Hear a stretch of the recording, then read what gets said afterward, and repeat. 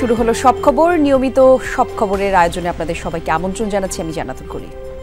দ্রুততম সময়ের মধ্যে আওয়ামী লীগের নিবন্ধন বাতিলের দাবি জানিয়েছে জাতীয় নাগরিক পার্টি এনসিপি। গণহত্যার দায়ে বিচার প্রক্রিয়ার মধ্য দিয়েই আওয়ামী লীগকে নিষিদ্ধের দাবি জানিয়েছে এনসিপির নেতারা। দুপুরে শাহবাগে আওয়ামী লীগের নিষিদ্ধের দাবিতে এনসিপির বিক্ষোভ সমাবেশে দলটির নেতারা এসব কথা বলেন। দলটির দক্ষিণাঞ্চলের মুখ্য সংগঠক হাসনাত আব্দুল্লাহ বলেন, ফ্যাসিবাদ বিরোধী রাজনৈতিক দলগুলো ঐক্যবদ্ধ থাকলে বাংলাদেশে আর আওয়ামী লীগ পুনর্বাসিত হতে পারবে না।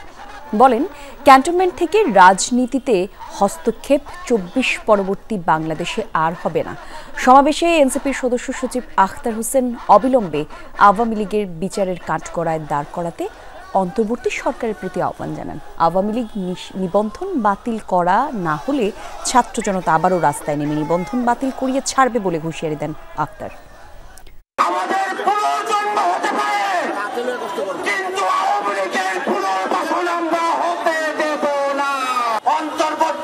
সরকারকে অবিলম্বে দল হিসাবে আওয়ামী লীগকে বিচারের কাঠগড়ায় দাঁড় করাতে হবে। ভারতীয় আধিপত্যবাদের এক্সটেনশন, ভারতীয় আধিপত্যবাদ এই বাংলাদেশের কখনো সুস্থ দেওয়া যাবে না। আওয়ামী লীগ নিষিদ্ধের দাবিতে ৪৮ ঘণ্টা আলটিমেটাম দিয়েছে জুলাই আন্দোলনে আহতদের সংগঠন ওয়ারিয়ার্স অফ জুলাই।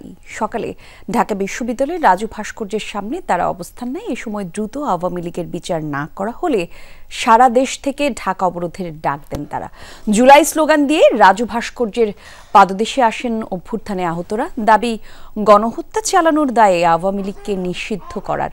আর এ সময় সেনাবাহিনী এবং অন্তর্বর্তী সরকারের কঠোর সমালোচনা করেন তারা। আহতরা বলেন, বেঁচে থাকলেও অর্ধমৃতের মতো জীবনযাপন করছেন। দেশের প্রয়োজনে বাকি জীবনটুকু উৎসর্গ করতে তারা প্রস্তুত। পরে বিক্ষোভ মিছিল নিয়ে শহীদ মিনারে অবস্থান নেয় জুলাই যোদ্ধারা। যদি এখান থেকে ঘোষণা দেয় যে আবার জুলাই রচনা করব, আপনারা পালানোর জায়গা পাবেন না। আপনারা যে যুদ্ধের রক্তের উপর বসে আছেন, সেই যুদ্ধের আহ্বান শুনুন, অথবা এই অভ্যুত্থান প্রকম্পিত হবে, আমার রক্তে লাল হবে। এখনো আওয়ামী লীগের দোসররা আমাদের আশপাশে এখনো আছে, এখনো তাদের কেন বিচার হচ্ছে না? ঐকমত্য কমিশনের দেয়া নির্বাচনে প্রার্থী হওয়ার ন্যূনতম বয়স ২১ বছরের বদলে ২৩ করার প্রস্তাব দিতে যাচ্ছে জাতীয় নাগরিক পার্টি। আর ভোটাধিকারের বয়স ১৬ বছর করার প্রস্তাব আগামীকাল জমা দিবে দলটি। সকালে বাংলা মোটরে জাতীয় নাগরিক পার্টির অস্থায়ী কার্যালয়ে এক সংবাদ সম্মেলনে এই কথা জানান দলটির যুগ্ম আহ্বায়ক সারওয়ার তুষার। বলেন, রোববার দুপুরে জাতীয় ঐকমত্য কমিশনের সুপারিশ অনুযায়ী প্রস্তাব এবং মতামত জমা দিবে তারা। এছাড়া ১১১টি সুপারিশ নিয়ে আরও আলোচনা দরকার, এমনটা মত এনসিপির। বলা হয়েছে ১৬৬টি সুপারিশের মধ্যে ২৩ মার্চ দুপুর ২টার সময় জাতীয় ঐকমত্য কমিশনের যে কার্যালয়, এখানে আমরা তাদের কাছে আনুষ্ঠানিকভাবে আমাদের এই প্রতিনিধি দল তারা গিয়ে এটা জমা দেবে। যে ন্যূনতম প্রার্থী হওয়ার বয়স হচ্ছে ২১ বছর। আমরা মনে করেছি যে ইট ইজ টু আর্লি, এটা ২৩ বছর হতে পারে, এবং সেক্ষেত্রে ভোটার বয়স, ভোট দেওয়ার বয়স, সেটা আমরা মনে করেছি যে ১৬ বছর বয়স থেকে হতে পারে। রাজনৈতিক দলের কাছে দেয়া জাতীয় ঐকমত্য কমিশনের কিছু প্রশ্নমালা নিয়ে আপত্তি জানিয়েছে বিএনপি। কমিশনের প্রশ্নমালার সাথে কয়েকটি দলের বক্তব্যের মিল পাওয়ায় জনমনে প্রশ্নের জন্ম দিয়েছে। সংবাদ সম্মেলনে কথা বলেছেন দলটির মহাসচিব মির্জা ফখরুল ইসলাম আলমগীর। পাশাপাশি ঐকমত্য কমিশনের সুপারিশে রাজনীতিবিদদের বাদ দিয়ে অনির্বাচিত ব্যক্তিদের রাষ্ট্রীয় দায়িত্বে নিয়োগের প্রস্তাবকে অযৌক্তিক বলে মনে করেন বিএনপি। মির্জা ফখরুল বলেন, এমন কোনো পদক্ষেপ নেওয়া যাবে না যাতে ফ্যাসিবাদ বিরোধী ঐক্যে ফাটল ধরে।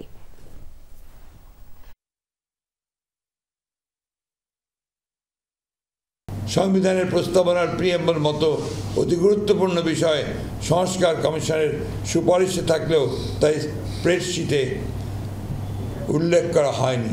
স্প্রেডশিটের সাথে মূল সুপারিশমালার উপর আমাদের মতামত সংযুক্ত করে দিলে বিভ্রান্তি এড়ানো যাবে। বহুত্ববাদের বিপক্ষে খেলাফতে মজলিস ও বাংলাদেশ লেবার পার্টি আজ জাতীয় ঐকমত্য কমিশনের সাথে সুপারিশমালা নিয়ে সংলাপে বসে দলগুলো 166টি সুপারিশের অনেকগুলো বিষয়ই দলগুলোর মতামত। সংলাপ শেষে দল দুটির প্রতিনিধিরা বলেন, ইসলামের বিধান বিরোধী আইন করা যাবে না, মানবাধিকার লঙ্ঘনের দায়ে অভিযুক্ত আওয়ামী লীগ এবং তাদের দোসরদের নিষিদ্ধের দাবিও তোলে তারা। অধ্যাদেশের মাধ্যমে প্রয়োজনীয় সংস্কার শেষে দ্রুত নির্বাচন আয়োজনের কথা বলেন। দাবি, সুষ্ঠু এবং নিরপেক্ষতা বজায় রাখতে জাতীয় নির্বাচন আগে হওয়া উচিত।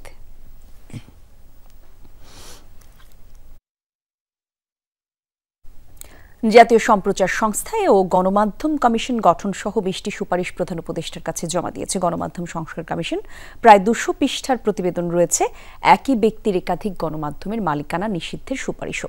দুপুরে রাষ্ট্রীয় অতিথি ভবন যমুনায় প্রধান উপদেষ্টার কাছে রিপোর্ট জমা দেয় গণমাধ্যম সংস্কার কমিশন। এর পরপরই সাংবাদিকদের সামনে ব্রিফ করেন গণমাধ্যম সংস্কার কমিশন প্রধান কামাল আহমেদ। প্রেস কাউন্সিল এবং প্রস্তাবিত সম্প্রচার কাউন্সিলের বদলে গণমাধ্যম কমিশন গঠন করে লাইসেন্স এবং অন্যান্য বিভিন্ন সমাধানের প্রস্তাব দিয়েছে কমিশন। পাশাপাশি কর্মীদের মাঝে নির্দিষ্ট শেয়ার বণ্টনের কথাও উল্লেখ করা হয়। প্রস্তাব অনুযায়ী প্রাথমিক পর্যায়ে সাংবাদিকদের বেতন হবে 9ম গ্রেডে, যা রাষ্ট্রীয় মালিকানাধীন বাংলাদেশ বেতার ও বাংলাদেশ টেলিভিশনের স্বায়ত্তশাসন এবং জাতীয় সম্প্রচার সংস্থা গঠনের প্রস্তাব কমিশনের। পত্রিকার সার্কুলেশন এবং টেলিভিশনের টিআরপি জালিয়াতি বন্ধের সুপারিশ করেছে কামাল আহমেদ কমিশন।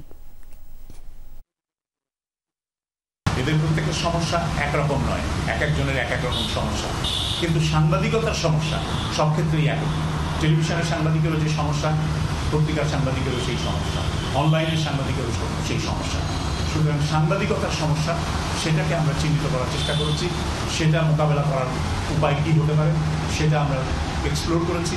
এবং একই সাথে গণমাধ্যমের যে বিভিন্ন মাধ্যমের কথা আমি বললাম, টেলিভিশন, রেডিও, অনলাইন, সংবাদপত্র, সেগুলোরও প্রত্যেকটার ইন্ডিভিজুয়াল সমস্যা কি সেই শিল্পের, সেটা আমরা জানার চেষ্টা করেছি এবং সেটা সমাধান খোঁজার চেষ্টা করেছি।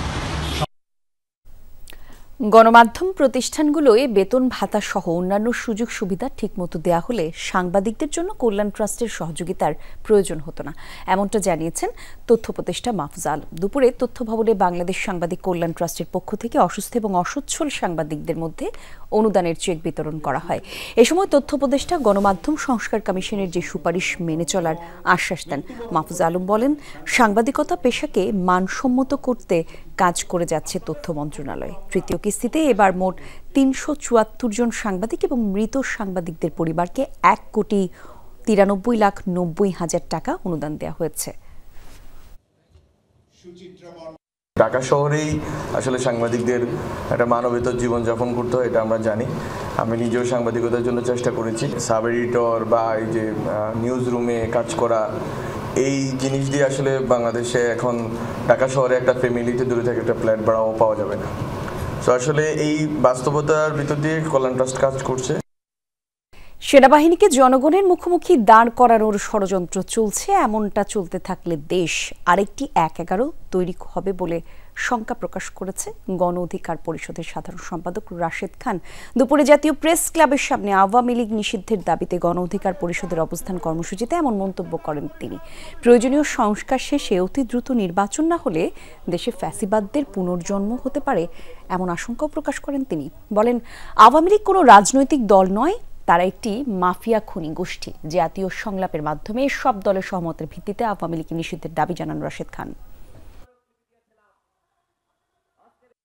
অন্য জায়গায় ব্যর্থ হন, মাফ করে দিব, কিন্তু আওয়ামী লীগকে নিষিদ্ধ না করে যদি আপনারা ক্ষমতার চেয়ার থেকে বিদায় নেওয়ার চেষ্টা করেন, তাহলে কেউ এই মন্ত্রীপাড়ায় ঘুমাইতে পারবেন না।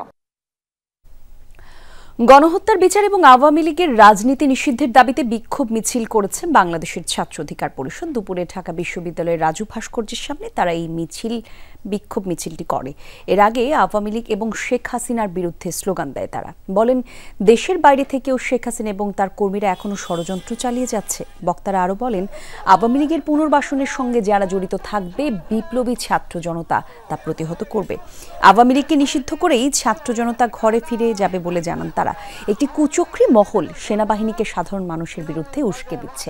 সেনাবাহিনীকে দেশ এবং জনগণের পক্ষে কাজ করার আহ্বান জানান ছাত্র অধিকার পরিষদ।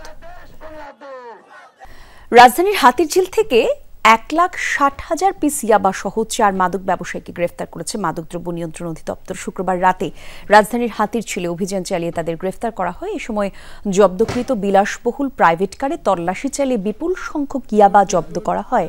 শনিবার দুপুরে সংবাদ সম্মেলনে মাদকদ্রব্য নিয়ন্ত্রণ অধিদপ্তর জানায়, চক্রটি কক্সবাজারের টেকনাফ থেকে ইয়াবার চালান নিয়ে ঢাকায় আসত।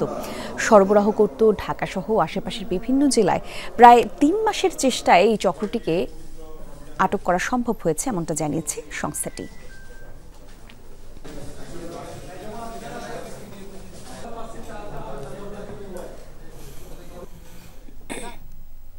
হাতে গোনা কয়েকটা দিন বাদেই ঈদ উল ফিতর, আর তাই জোরে সোরে চলছে কেনাকাটা। দক্ষিণ এশিয়ার বৃহত্তম শপিং মল যমুনা ফিউচার পার্কে এক ছাদের নিচে সব পণ্য পেতে ভিড় করছেন ক্রেতারা। তাদের মতে একই জায়গায় বিপুল পণ্যের সমাহারে বাড়ছে সময়। পরিবার পরিজন নিয়ে স্বাচ্ছন্দ্যে চলছে ঈদের কেনাকাটা। আর এবছরে এসেছে নজরকাড়া সব কালেকশন। বিভিন্ন ফ্যাশন হাউস এবং শোরুমগুলো ঘুরে পছন্দের পণ্যগুলো বেছে নিচ্ছেন ক্রেতারা। আর তারা বলছেন, আরামদায়ক পরিবেশে একসাথে সব পণ্য পেয়ে ঈদ কেনাকাটা হয়েছে আরও সহজ এবং আনন্দের। প্রায় 10 ঘন্টা ধরে চলছে সুন্দরবনের পূর্ব বন বিভাগ চাঁদপাই রেঞ্জের একটি অংশ। বিভাগীয় বন কর্মকর্তা জানান, সকালে বনের কমল তেজি ফরেস্ট টহল ফাঁড়ির টেপারবিল এলাকা থেকে প্রথম ধোঁয়া উঠতে দেখা যায়। খবর পেয়ে আগুন নেভানোর কাজ করতে শুরু করেন বনরক্ষীরা। আর খাল থেকে ওই এলাকার দূরত্ব বেশি হওয়ার কারণে পানির অভাবে আগুন নেভাতে বেগ পেতে হচ্ছে। আগুন নিয়ন্ত্রণে আনতে ফায়ার সার্ভিসের 4টি ইউনিট ঘটনাস্থলে রওনা দিয়েছে, তবে আগুন লাগার কারণ সম্পর্কে এখনো জানা যায়নি। ঈদযাত্রায় মহাসড়কে বিশৃঙ্খলা নিয়ন্ত্রণ এবং নিরাপদ যাত্রা নিশ্চিতে লক্কর ফিটনেসবিহীন বাস চলাচল রোধে যৌথ অভিযানে নেমেছে বিআরটিএ এবং ডিএমপির ট্রাফিক বিভাগ। বেলা 11:30টায় রাজধানীর মিরপুর বেড়িবাঁধ এলাকায় বেশ কয়েকটি গাড়ির বডি তৈরির ওয়ার্কশপে অভিযান চালানো হয়। এ সময় সব মালিককে সতর্ক করার পাশাপাশি কেউ যেন ফিটনেসবিহীন বাস সড়কে না নামায় সেই মর্মে মুচলেকা নেওয়া হয়। কর্মকর্তারা বলেন, ফিটনেসবিহীন গাড়ি এবং সড়কে বিশৃঙ্খলার বিরুদ্ধে তাদের অভিযান চলবে। অভিযুক্তদের বিরুদ্ধে নেওয়া হবে আইনি ব্যবস্থা। পাশাপাশি ঈদে কেউ যদি অতিরিক্ত ভাড়া আদায় করে তাদের বিরুদ্ধেও অভিযান অব্যাহত থাকবে।